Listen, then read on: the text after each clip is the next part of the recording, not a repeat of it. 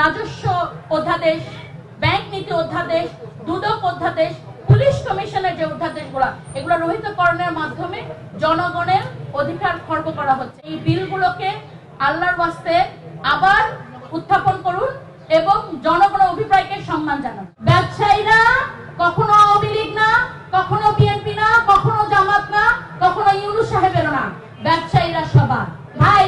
তুমি তো আমার বাসা ডাকাতি করছো, 100 ভরি গহনা নিয়ে গেছো, তুমি মাত্র 7.5 ভরি গহনা ফেরত দাও, তোমার আবার ঢুকতে দিব বাসার ভিতরে।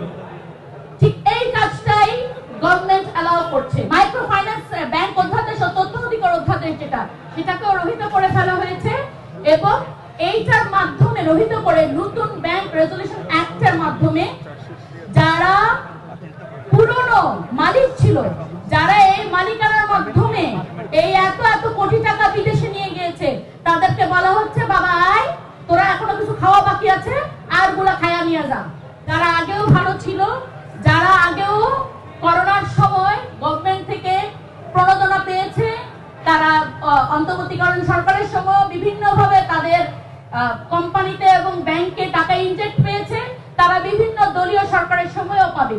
এইভাবেই আমরা আমাদের বাংলাদেশকে, আমরা যে 24-এর পরে যে একটা স্বপ্ন দেখেছিলাম যে নতুন বাংলাদেশ হবে, ছাত্ররা যেই এবং আমরা যারা সাধারণ নাগরিকরা নেমে কিসের জন্য চেয়েছিলাম, এই বৈষম্যগুলো থেকে আমরা মুক্তি চেয়েছিলাম, কিন্তু সেই মুক্তিগুলো আমাদের হয় নাই।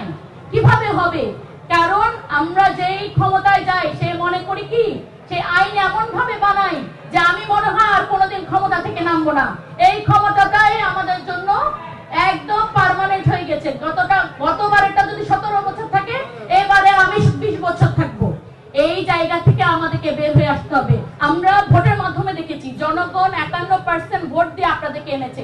জনগণের প্রচন্ড আশা নিয়ে আপনাদের দিকে তাকিয়ে আছে। সুতরাং জনগণকে আশাহত করবেন না। আমরা চাইবো আপনারা খুব দ্রুত এই বিলগুলো উত্থাপন করবেন। রাজস্ব অধ্যাদেশ, ব্যাংক নীতি অধ্যাদেশ, দুদক অধ্যাদেশ, পুলিশ কমিশনের যে অধ্যাদেশগুলো এগুলো রহিতকরণের মাধ্যমে জনগণের অধিকার খর্ব করা হচ্ছে। আপনাদের কাছেই তো জনগণ সবকিছুর ন্যায়সম্মত সমাধান চায়। তাই আমরা অনুরোধ করব আপনারা এই বিলগুলোকে আল্লাহর ওয়াস্তে আবার উত্থাপন করুন এবং জনগণের অভিপ্রায়কে সম্মান জানান।